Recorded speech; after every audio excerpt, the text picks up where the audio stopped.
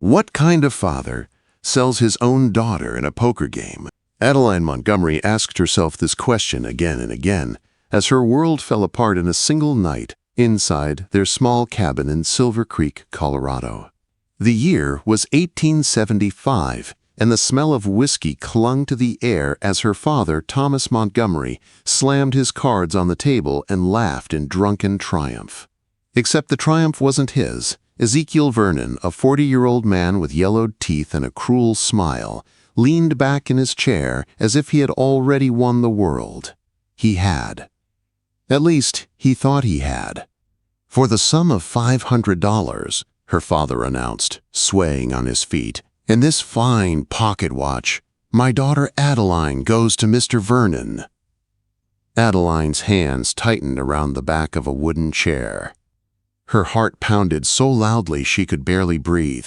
"Father," she said, her voice shaking, "you cannot be serious." He didn't even look at her. "The deed is done, girl. Mr. Vernon won fair and square." Fair and square, as if she were a stack of coins on the table. Vernon grinned, his eyes crawling over her. "Always wanted me a pretty young wife. Pack your things. We leave at dawn." The room spun. Adeline felt sick. "I am not property," she said, her voice louder now. "You cannot wager me in a game." Her father slammed his fist on the table so hard the cards flew to the floor. "I fed and clothed you for 20 years. You'll do as you're told." She fled to her small bedroom, locked the door, and pressed her back against it. Tears poured down her face, but fear pushed her mind into motion. Vernon had already buried 2 wives. Everyone in the territory knew his temper, his cruelty. If she didn't run, she would not survive him. With shaking hands, she grabbed a small bag from under her bed and packed what little she owned, her mother's old locket, a thin shawl, the $10 she had saved over years, and the hope that she might somehow escape before dawn. When her father's drunken snores filled the house, Adeline slipped out the back door and ran into the cold morning air. Silver Creek lay quiet below the hill. Smoke curled from chimneys. Horses shifted in their stalls, and somewhere behind her, Ezekiel Vernon was sleeping off his victory, believing he had already won her. She needed a horse, but she had no money to buy one. Stealing went against everything she believed, but going back was not an option. The livery stable stood silent as she approached. Clutching her bundle tightly, she stepped inside, but before she could choose a horse, a deep voice cut through the shadows. "Miss Montgomery, what brings you out at this hour?" Adeline jerked around so fast her bundle slipped. She caught it against her chest and froze. Grant Blackwood stood in the doorway. Tall, broad-shouldered, dark hair, a calm but serious expression. He had arrived in the area earlier that year, keeping mostly to himself while he worked on his new ranch north of town. She had spoken to him once at the general store, and his steady eyes had unsettled her in a way she didn't understand. "Mr. Blackwood," she whispered. I was just—" He stepped closer, studying her face, her red-rimmed eyes, the small pack, her trembling hands. "You're running away," he said quietly. It wasn't a question. Adeline straightened her spine, trying to hold what little dignity she had left. "My father lost at cards last night. He sold me to Ezekiel Vernon." Grant's jaw tightened, his hand curled into a fist. "He sold you? What kind of man?" "The kind who values whiskey more than his daughter," she said bitterly. "You can't stay here," he said. "Vernon is a dangerous man." "I know," she whispered, "but I have to try." Grant looked at the sky. Dawn was creeping in. "Where will you go?" Quote, "Denver," she said. "Maybe. I have a cousin who might take me in." "That's 100 miles of rough country. Not safe for a woman alone." "I don't have a choice." He hesitated, then spoke quietly. "I'm heading back to my ranch. It's not toward Denver, but you'd be safe there for a day or two, long enough to plan." Adeline hesitated. Going with a man she barely knew was risky, but there was something steady about him, something she trusted more than the whole town of Silver Creek. "Why would you help me?" she asked. "Because what's happening to you isn't right," he said simply. "No person should be treated as property." Before she could answer, shouts echoed through the morning air. Vernon's voice. "Adeline!" Panic clawed into her chest. Grant moved fast. "Come now, or stay and face him. Your choice." For the first time in her life, she made a choice that was hers alone. She took Grant's hand. They raced outside. He helped her onto his horse, climbed on behind her, took the reins, and said, "Hold tight." Then they galloped away from Silver Creek. Vernon's angry shouts faded behind them. Hours later, after riding through pine forests and open meadows, Grant's ranch appeared, a small cabin, a barn, a corral, and a clear running creek cutting through the valley. "It's not much," Grant said as he helped her down, "but it's mine." "It's beautiful," Adeline said, feeling a strange ache of relief. Inside, the cabin was warm and simple. Grant made her coffee, offered bread, a chair, safety. She hadn't realized until then just how exhausted she was. As she curled her hands around the warm cup, Grant watched her carefully. "What will you do now?" "I don't know," she whispered. "I only have $10. "You can stay here for a while," he said. "I have a small storeroom I can clear out for you. Proper. Respectable." She looked up sharply. "You would do that for a stranger." "You're not the first person I've helped," he said.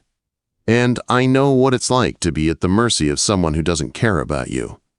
For the first time since last night, Adeline felt a small spark inside her. Hope. But danger wasn't done with her yet. Because later that week, 3 riders appeared on the horizon. One of them Ezekiel Vernon, looking for her. And this time, he wouldn't leave empty-handed. Grant Blackwood stepped out onto the porch before the riders even reached the yard. His hand rested near the gun on his hip, not as a threat, but as a warning. Adeline stood just inside the doorway, her heart pounding as she peered through a narrow crack. She recognized them instantly. Her father, Ezekiel Vernon, and a third man she didn't know, rough-looking with a scar across his cheek. The horses came to a stop in a cloud of dust. Vernon sat tall in the saddle, his cruel smile stretching across his face as if he had finally found his prize. "Blackwood," her father called, his voice thick with leftover whiskey. "We're looking for my daughter, Adeline. Word is you might know where she's gone." Grant didn't flinch. "Haven't seen her." Vernon leaned forward, eyes sharp and hungry. "Funny thing. The girl runs off the same night you're seen in town. Then she disappears. And now you're hiding something in that cabin." Adeline pressed a hand to her mouth. Grant knew they didn't believe him, but he kept his voice calm. "I've been here working my ranch. You're welcome to look around the yard. But you're not stepping inside my home." The scarred man's eyes narrowed. "We'll look anywhere we damn well please." "No," Grant said, stone steady. "You won't." Her father swung off his horse and pointed a shaking finger at Grant. "That girl belongs to me until she's a married woman, and she belongs to Vernon until he says otherwise. I won her fair and square." "She is not property," Grant said, his voice cold as steel. "No one owns her." Vernon dismounted, rage darkening his face. "Step aside, Blackwood. We'll search the place ourselves. If she's here, you best pray we get her without a fight." Adeline couldn't stay hidden. Not while Grant faced 3 armed men alone. She pushed open the cabin door and stepped outside, her chin lifted, despite the fear twisting her stomach. "That's enough." Every head snapped toward her. Her father's face went pale. Vernon's grin spread wider. The scarred man laughed under his breath. "Adeline," her father sputtered, "get your things. You're coming with us." "No," she said firmly. "I'm not." Vernon took a step toward her. "Girl, I paid $500 and a gold watch. You're mine." Grant stepped in front of her, blocking Vernon's path. "She belongs to no one." The scarred man loosened his pistol. "Move aside, cowboy."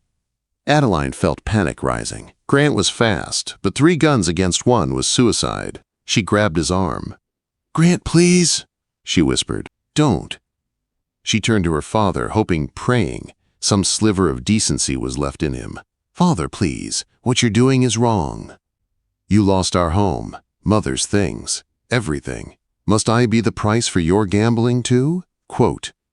For a moment, his face softened, his lip trembled, But Vernon stepped forward. "I paid for her," he growled, "and I don't leave empty-handed." It was then Grant spoke the words that changed everything. "What if I buy her contract from you?" Adeline stared at him. "Grant, no." But he continued, "You two like money more than sense. I'll give you $600 to walk away and never come back." Vernon's eyes lit up like a man who had never seen money before. $700. "Done," Grant said without hesitation. Adeline's stomach twisted. Part of her wanted to scream, part of her wanted to cry. After running from being sold, was she being bought again? Grant must have sensed it. He leaned close and whispered, "Trust me." Quote. He went inside the cabin, returned with a metal box, and counted out the bills. Nearly everything he had. Vernon snatched the money like a starving dog. "Pleasure doing business." Her father mounted his horse without looking at her. "Take care of her," he muttered before riding off. The three men disappeared over the rise, leaving dust and silence behind them. The moment they were gone, Adeline's anger burst free. "How could you?" she cried. "You said no person could be owned. Then you bought me." Grant looked stricken. "I didn't buy you. I bought your freedom." "How is that different?" "You still paid for me." "It's different because I don't own you," Grant said, voice trembling with emotion. "You're free. You can walk away right now and go wherever you want. I will never claim you." Adeline stared at him. The sincerity in his eyes felt like a lifeline. "Why would you pay so much?" she whispered. $700 is everything you have." Grant stepped closer. "Because you deserve to choose your own life. And because," he hesitated, swallowing hard, "I care about you more than I can explain." Her breath caught. "If you want to leave," he said, "I won't stop you. But if you choose to stay, it won't be because anyone owns you. It'll be because you want to." Adeline felt her heart pull toward him. Slowly, she nodded. "I'll stay," she said softly, "not because you paid for me, but because I want to." Relief washed over his face. The days that followed settled into a gentle rhythm. Grant cleared a small storeroom for her, made it proper, and introduced her to Mrs. Wilkins, the neighbor who gladly vouched for her position as a housekeeper. No gossip. No scandal. As Adeline worked around the ranch, she saw a new side of Grant, quiet, hard-working, thoughtful. He fixed fences at sunrise, chopped wood with his sleeves rolled up, and smiled rarely but beautifully when he did. Against her will, a warmth grew in her chest whenever he came near. Then, one afternoon, a cloud of dust rose on the horizon. A rider. Adeline froze, her heart dropping. But it wasn't Vernon. It was Charlie, the teenage boy who sometimes helped with cattle. He jumped off his horse, breathless. "Mr. Blackwood?" he said quickly. "Ezekiel Vernon is back in town. He's drunk and angry, and he's offering money to anyone who can tell him where Miss Montgomery is." Grant's eyes hardened. "Did he say he's coming this way?" "No, sir, not yet, but he's asking around." As Charlie rode off, the air grew tight with worry. Grant turned to Adeline, his face serious. "We'll prepare for the worst, but hear me now. I won't let him take you." Adeline looked at him, fear fighting hope in her chest. "What if he comes with more men?" Grant stepped closer, gently taking her hands. His voice dropped to a steady, certain promise. "Then he'll learn something important." "What?"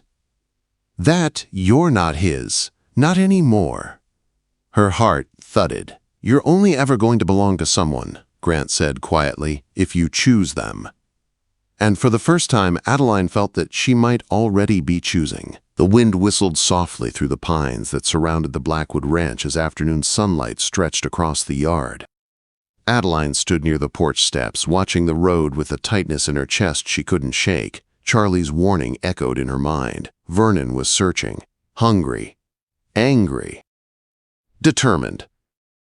Grant finished splitting firewood and wiped his forehead with the back of his hand. "You're thinking too much," he said gently. "I'm thinking just enough," she replied. "Vernon doesn't give up easily." Grant stepped closer. "Neither do I." Before she could answer, Scout, the ranch dog, began barking wildly. Adeline's breath caught as she turned toward the road. A lone rider approached, kicking up dust with each hard gallop. Her stomach dropped. It wasn't Charlie. It wasn't a ranch hand. It wasn't a neighbor. It was Ezekiel Vernon. And he wasn't alone. 2 other riders followed behind him. Grant's eyes narrowed. Inside, now. "I won't hide," Adeline said, her voice shaking but firm. "Not again." "You don't have to hide," he said softly. "Just stay where I can protect you." The horses stopped just a few yards away. Vernon swung down from his saddle, furious and triumphant all at once. "You thought you could run from me," he snarled. "Thought you could hide with this cowboy. Thought I'd forget what I purchased." "You accepted the money I paid," Grant said evenly. "The deal is over." Vernon stepped forward, jabbing a finger at him. "That money was a bribe, a trick. I was drunk. It don't count." Grant's voice was ice. "It counts. You took $700 and rode away." One of the other riders scoffed. "We're taking the girl. You can hand her over, or we can take her over your dead body." Adeline stepped forward, her voice steady. "I am not going anywhere with you, Vernon. I'm not your property. I never was." Vernon's face twisted with rage. "Girl, you don't speak until I say you can." Grant's body tensed like a coiled spring. "That's enough," he said. Vernon grinned darkly. "Then let's settle this." His hand snapped to his holster. Grant drew at the same time. 2 gunshots cracked through the quiet air. Birds scattered from the trees, dust lifted from the ground. Adeline froze, her breath trapped in her chest. Vernon staggered backward, clutching his arm where Grant's bullet had struck. His gun hit the dirt. The scarred rider beside him cursed and reached for his weapon. Grant fired again. The second man dove behind his horse, wounded but alive. The third rider turned his horse and bolted, fleeing down the road as fast as he could push the animal. Vernon gasped, falling to his knees. "You'll hang for this, Blackwood." Grant stayed perfectly still, gun raised, voice calm. "This is your last warning. You step foot on my land again, and I won't aim for your arm." Vernon's face twisted in pain and fury. "This ain't over," he spat. He climbed clumsily onto his horse, blood dripping down his sleeve. The wounded man followed him, and they rode off, leaving only a fading echo of hooves behind them. Adeline held her breath until the dust settled. Then everything inside her collapsed. She ran to Grant, tears springing to her eyes. "They could have killed you." He holstered his gun and pulled her close. "I wasn't going to let them take you," he said quietly, "no matter what." She buried her face in his chest, his arms wrapped around her, steady and warm. For the first time since the night her father lost her in a game, she felt safe. Truly safe. When she pulled back, Grant brushed a strand of hair from her cheek.